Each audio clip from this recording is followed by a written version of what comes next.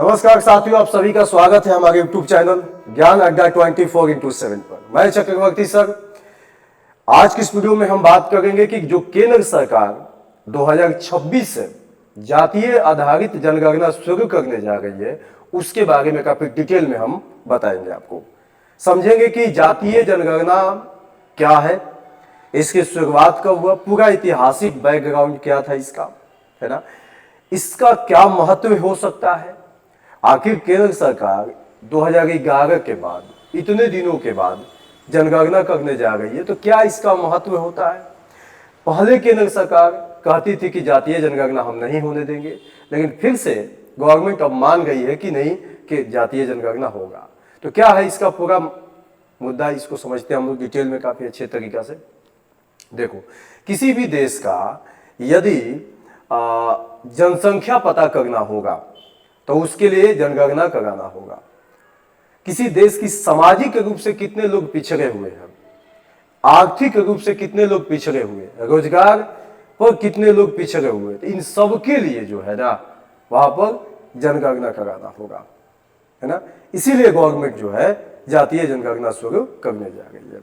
आइए इसका कुछ हम लोग पहले ऐतिहासिक बैकग्राउंड को समझते हैं कि क्या है पूरा जातीय जनगणना। देखो, जातीय जनगणना हो चाहे सिंपल तरीका का जनगणना हो, ये हर एक 10-10 वर्ष पर जो है किया जाता है।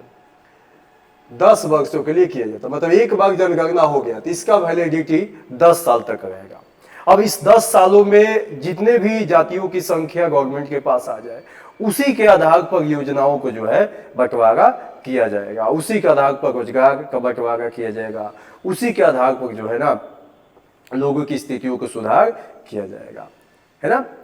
तो 10 वर्ष में यह आंकड़ा हमेशा आता है। 1872 में उस समय का वायसराय था लॉर्ड मेयो।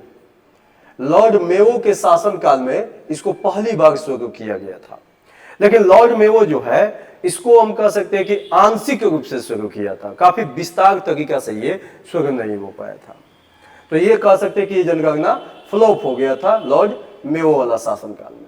फिर उसके बाद 1882 में 81 था, है ना, 81-82 उस समय का व्यवसाय वायसराय था लॉर्ड रिपन। लॉर्ड रिपन के शासनकाल में यह शुरू किया गया था, है ना। और उस समय के बाद ये लगातार कंटिन्यू जो है चलते आ रहा अभी भी, है ना। उसके बाद मतलब हम कह सकते हैं कि जनगणना कंटिन्यू कर दिया गया। अभी तक अपने देश में हम बात करें तो कुल 15 बार जनगणना हो चुका है ना। अगर हम ये भी बात करें कि 2026 का जो जनगणना होगा अभी ये हो जाएगा 16वीं बार, अपने देश में 16वीं बार जनगणना होगा। समझ गए बात को।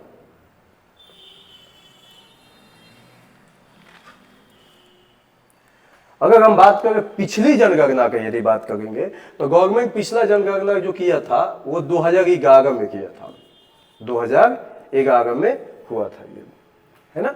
अब सवाल यहाँ पर बनता है, जो कि 15वीं जनगणना था 2011 वाला, अब सवाल बनता है कि सर हर एक 10 साल पर होगा, इसका मतलब 2021 में जनगणना होना चाहिए था, लेकिन 2021 में क्यों नहीं हुआ। तो उस समय कोविड-19 था, इसके चलते बहुत सारे चीज जो है प्रभावित हुए। तो कोविड-19 के वजह से जो है ना ये जनगणना इतने दिन से डिले था। बाकी जब जनगणना गवर्नमेंट ने सोचा कि चलो भाई हम इसको 22-23 में कंप्लीट कर लेते हैं, तो बाकी सारे जो क्षेत्रीय दल था उनका डिमांड था कि नहीं, ये जनगणना जातीय आधारित होना चाहिए, नहीं तो फिर हम लोग विरोध करेंगे। तो गवर्नमेंट ने क्या किया कि इसको फिर से एक बार रोक दिया, बोला कि ठीक है नहीं करेंगे हम, ठीक है। अब गवर्नमेंट कहती है कि इस जनगणना को हम करेंगे, अब जातीय आधारित जनगणना होगा। अब जातीय आधारित जनगणना का यदि हम डाटा बात करेंगे तो 1872 में जो जनगणना शुरू हुआ था लॉर्ड मेयो के शासनकाल में, ये जातीय आधारित जनगणना था, लेकिन उतना व्यापक रूप से नहीं हो पाया था, ठीक है। मतलब हम कह सकते हैं कि 1872 से लेके 1931 तक ये जो जनगणना हुआ था ना, ये सब जातीय आधारित जनगणना हुआ था। 31 के बाद जो है जातीय आधारित जनगणना को बंद कर दिया और अभी तक उसको बंद रखा गया। फिर से 2026 में इसको शुरू करने जा रही गवर्नमेंट। इसमें हम बात करेंगे कि जनगणना में क्या क्या प्रश्न आपसे पूछे जाएंगे, क्या व्यवस्था होंगे 2026 वाला में, सब डिटेल में हम बात करेंगे। तो 31 तक जो है इसको चलाया गया। अब फिर से गवर्नमेंट क्या करती है, 1951 में जब जनगणना करती है तो 1951 में कहती है कि हम जातीय आधारित जनगणना नहीं करेंगे, इसमें खाली हम एससी और एसटी वर्ग के जितने लोग हैं उनकी संख्या को हम पता करेंगे, सिर्फ उनकी संख्या को, है ना। मतलब पूरे इसमें हम कह सकते हैं ओबीसी की संख्या को पता नहीं किया गया, ओबीसी की संख्या पता नहीं किया गया, केवल इनकी संख्या पता किया गया। उसके बाद से हमारे पास जो डाटा मिला वो जाति आधारित नहीं मिला, वो सिर्फ जो है लोग को सामाजिक और आर्थिक रूप से पिछड़े आधार पर जनगणना किया गया। जैसे 2011 का भी जो जनगणना था वो आर्थिक और सामाजिक आधार पर और राजनीतिक आधार पर किया गया जनगणना था, जातीय आधारित जनगणना नहीं था। क्लियर है। अब बात कर लेते हैं कि जातीय आधारित यदि जनगणना होगा तो क्या फायदा होगा। ठीक है, ध्यान दीजिएगा। 2011 में जो जनगणना था सामाजिक, आर्थिक और राजनीतिक आधार पर था, लेकिन 2021 वाला तो हुआ नहीं। 2026 का जनगणना यदि होता है ना, मतलब होता का है, डेट भी निकल गया है, तो ये जनगणना जातीय आधारित होगा। सबसे पहली बात है कि इसका महत्व ये निकलेगा कि गवर्नमेंट के सामने एक सही आंकड़ा मिल जाएगा, सही आंकड़ा मिल जाएगा। उनको पता चल जाएगा कि इस देश में कितनी जातियां हैं, कौन जातियां कितनी पिछड़ी हुई है, किनको कहां सपोर्ट करता है। इससे क्या होगा कि जितने सारी योजनाएं आएंगी उसको अच्छे तरीका से गवर्नमेंट बंटवारा कर देगी, उनको सही मतलब हम कह सकते हैं प्रतिनिधित्व मिलेगा। अगर लोकसभा या विधानसभा का सीट की भी बात करेंगे तो उनको वो सही प्रतिनिधित्व मिलेगा। जैसे मान लो कि बहुत सारी जातियां ज्यादा संख्या में है तो उनका प्रतिनिधित्व जो है कम है, और जिसकी संख्या बहुत ही कम है उनको ज्यादा प्रतिनिधित्व मिला हुआ है। ठीक है, तो यहाँ पर एक सही आंकड़ा गवर्नमेंट के सामने मिल जाएगी। इसीलिए जो है क्षेत्रीय दल चाहते थे कि जो है जातीय आधारित जनगणना हो।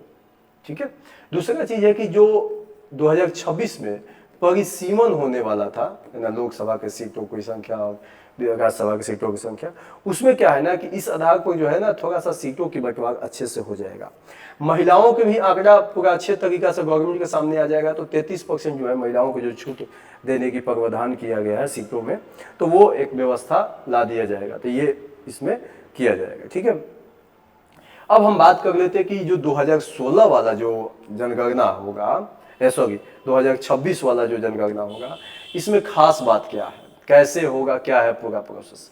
देखो ये 16 साल के मतलब हम कह सकते हैं कि इसकी जो शुरुआत होगा हिमाचल प्रदेश, उत्तराखंड, लद्दाख और जम्मू कश्मीर से इसकी शुरुआत किया जाएगा, गवर्नमेंट ने बोल दिया। ठीक है, इसकी शुरुआत किया जाएगा 1 अक्टूबर से, 1 अक्टूबर 2026 से इसकी शुरुआत किया जाएगा। गवर्नमेंट इसका डेट भी डिसाइड कर दी है। ठीक है, और अन्य हिस्सों में शुरू होगा 1 मार्च 2027 से इसकी शुरुआत होगा। मतलब शुरुआत इसका हम कह सकते हैं उत्तराखंड, हिमाचल, जम्मू कश्मीर, लद्दाख से शुरू होगा 1 अक्टूबर 2026 से, और अन्य स्टेट की हम बात करेंगे तो वहाँ 1 मार्च 2027 से इसकी शुरुआत किया जाएगा। और गवर्नमेंट कहती है कि इसको 10 साल के लिए वैध रहेगा। बिल्कुल, जो भी जनगणना होता है वो 10 साल के लिए होता है, शुरू से यही चलते आएगा, तो 10 साल के लिए वैध होगा। यहाँ पर कहा गया है कि 16 जून 2025 को इसके संबंधित पूरा आंकड़ा जो है पेपर में प्रकाशित कर दिया जाएगा, आप लोग पढ़ सकते हैं उसको अच्छे तरीके से। ठीक है, बाकी यहाँ पर कहा गया कि इसके लिए संविधान में संशोधन भी करना होगा, जनगणना कराना है, बहुत सारे चीज़ों को जोड़ना है, कुछ चीज़ों को हटाना है। तो 1948 के जो अधिनियम था, जनगणना अधिनियम, उसमें संशोधन भी करना पड़ेगा। ठीक है, गवर्नमेंट ये बोलती। ठीक है, अब बात करते हैं कि इस कवाद में कितना मतलब कि कितना समय लगेगा, ये जनगणना होगा तो कितने समय लगेगा। तो समय की यदि हम बात करेंगे तो गवर्नमेंट कहती है कि जो जनगणना इतने व्यापक पैमाने पर होगा तो कुल मिला के 3 साल का समय इसमें लग जाएगा आसानी से, 3 साल का। मतलब 2030 तक जो है इसका फुल एंड फाइनल जो है आंकड़ा प्रस्तुत होगा। ठीक है, तो 30 में आएगा तो 30 से लेकर हम कह सकते हैं कि आपका 40 तक चलेगा, या 26 से गवर्नमेंट काउंट करेगी तो 36 तक चलेगा वहाँ पर। ठीक है, तो 2030 तक, ठीक है। मतलब लोकसभा का चुनाव के 1 साल के बाद 2029 में, मतलब 2026 में जो लोकसभा के सीटों का परिसीमन होने वाला, हमको नहीं लगता कि 2026 में परिसीमन होगा, उसकी डेट आगे बढ़ेगा। क्लियर है? कैसे होगी ध्यान दीजिएगा। घर घर गिनती कब होगी? 9 फरवरी 2028, 9 फरवरी से 28 फरवरी 2028 तक 21 दिनों तक चलेगा कि सभी जो है घर घर जाकर जो है गिनती का काम शुरू होगा। 1 मार्च से 5 मार्च तक रिवीजन राउंड होगा, उसको रिवीजन कर लिया जाएगा कि सब कुछ सही सही है कि नहीं, ठीक है। और एक दिन रखा गया कि जो बेघर है, जिनका आबादी बहुत ही मतलब कि बेघर की आबादी कितने, जिनका घर नहीं है उनकी संख्या कितना है, एक दिन उसके लिए किया जाएगा। यह काम 28 फरवरी 2028 तक कंप्लीट कर लिया जाएगा, है ना। कितने जिले हैं, कितने तहसील हैं, तो कुल मिलाकर अपने देश की हम बात करेंगे तो 700 से अधिक जिले हैं अपने देश में, ठीक है। 8000 शहर है, 700 से अधिक जिले, 8000 शहर है और 600 तहसील है, ठीक है, जो कि एक बहुत बड़ा हम कह सकते हैं कि प्रशासनिक वाहिद हो गई है, ठीक है। अंतरिम आंकड़ा गवर्नमेंट कहती है कि हम आपको छोटा मोटा जो है एक आंकड़ा जो है प्रस्तुत कर देंगे। ये कब तक? मार्च 2028 तक मिल जाएगा आपको, ठीक है। इसके अनुसार सब कुछ बढ़िया रहा तो सीट का परिसीमन जो है, लोकसभा का सीटों का परिसीमन 2028 में ही इसको शुरू कर दिया जाएगा और महिलाओं को 33% आरक्षण की व्यवस्था इसी के अनुसार अंतरिम आंकड़ा के अनुसार हो जाएगा। लेकिन पूरा डिटेल में आंकड़ा जो है 2030 में मिलेगा, ये गवर्नमेंट कहा गई है। हाउस लिस्टिंग के सवाल कैसा होगा? मतलब कि पूछा जाएगा कि घर के बारे में जानकारी लिया जाएगा, तो पूछा जाएगा कि घर पक्का है या कच्चा है आपका, ठीक है। घर दीवार का मटेरियल कैसा है, मतलब प्लास्टर है, सीमेंटेड है, मिट्टी वाला है, कैसा है, ये पूछा जाएगा। छत और फर्श किसने बनाया? घर में कितने कमरे हैं, कितने विवाहित जोड़े हैं, पानी का स्रोत क्या है, घर में शौचालय है कि नहीं, मल निकासी का इंतजाम है कि नहीं, रसोईया है या नहीं, खाना पकाने का साधन क्या है, घर में क्या है, radio, TV, wifi, internet, mobile, cycle, ये सब है कि नहीं आपके घर में, पूछा जाएगा। जो आप होगा बताइएगा। जनगणना संबंधित सवाल क्या होंगे? पूछा जाएगा कि घर के मालिक जो है से क्या संबंध है, आपके पापा हैं, आपके मम्मी है, या आप रेंट में है, या कुछ और पूछा जाएगा। घर के मालिक से क्या संबंध है, कितने पढ़े लिखे हो, आपसे पूछा जाएगा कि आपके घर में सब लोग कितने कितने पढ़े लिखे हैं, वो बताइए। व्यवसाय क्या है आपका, जीविका कैसे चलता है वो बताइए। क्या काम आप करते हो, ये भी बताइए आप। जन्म कहाँ हुआ, मातृभाषा क्या है, कहाँ से आकर आप बसे हैं, क्या यहीं के निवासी हैं तो बताइए आप वहाँ का, या आप कहीं से आके बसे हैं तो वो बताइए आप, ठीक है।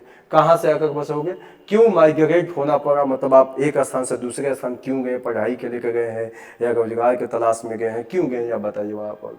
कितने बच्चे हैं, कोई विकलांग है क्या, ये सब चीज़ जानकारी देना पड़ेगा वहाँ पर। देश में कितनी जनगणना हो चुकी, वही 16/1951 में जो है पहली जनगणना हुई थी। आज़ादी के बाद यदि हम बात करें तो 1651 में हुई थी और अंग्रेजों के शासनकाल में 1872 में हुआ था, लॉर्ड मेयो के शासनकाल में। क्लियर है? तो हो गया, तो ये हो गया पूरा इसका डिटेल।